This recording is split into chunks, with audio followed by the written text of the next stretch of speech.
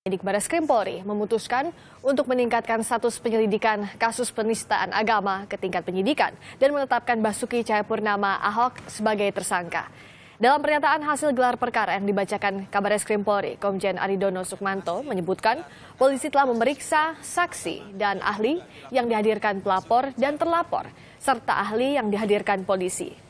Perbedaan pendapat yang tajam di kalangan ahli yang dihadirkan membuat juga munculnya perbedaan pendapat di antara 27 penyidik yang memeriksa kasus ini. Aridono menyebut, meskipun tidak bulat, polisi memutuskan untuk meningkatkan penyelidikan kasus ini dan menetapkan Basuki Cahayapurnama atau Ahok sebagai tersangka dalam kasus dugaan penistaan agama.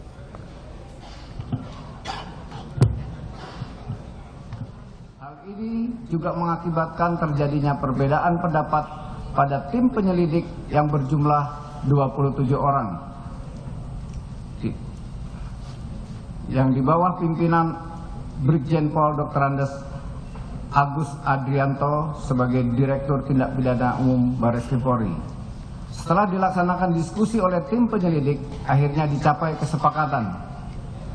Meskipun tidak bulat, namun didominasi oleh pendapat yang menyatakan perkara ini harus diselesaikan di peradilan yang terbuka.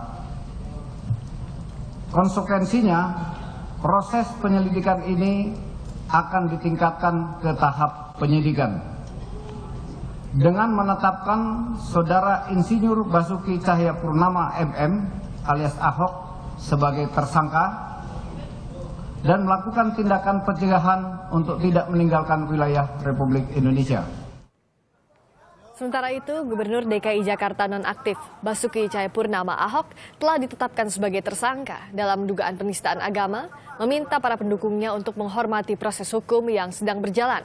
Ahok juga menghormati keputusan polisi yang dinilainya profesional dalam pengusutan kasus ini. Ia juga mengingatkan pendukungnya bahwa proses pencalonan sebagai Gubernur DKI Jakarta tidak terganggu dengan status tersangka yang disandangnya.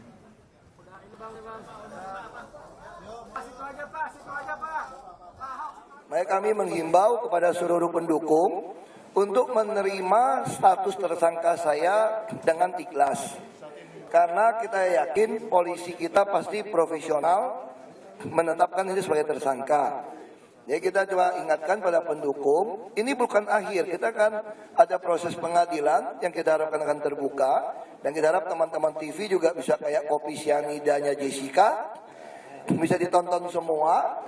Dan ingat 15 Februari pemilihan, kami tetap ikut.